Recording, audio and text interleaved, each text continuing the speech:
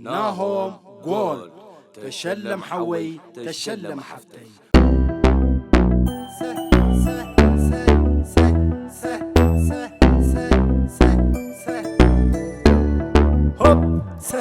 ناهوم وركي عالراشو تركي ناهوم وركي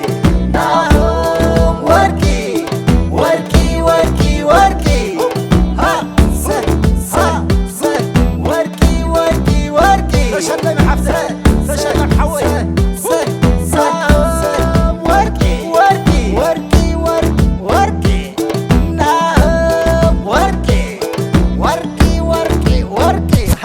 ناهم وركي بركي حركي ناهم وركي بركي ርሑስ በዓል ፋሲካ እንዳበለ ሎሙን ከም ወትሩ ብዝበለጹ ዲዛይናት ኣዋርቕ ኣዳልዩ ንዓማዊሉ ጆባ ይብልና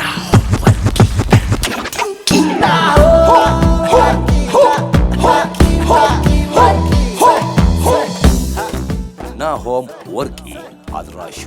ቱርኪ ናሆም ዱባይ ንጽኢልኩም ናባይ تشلم حوي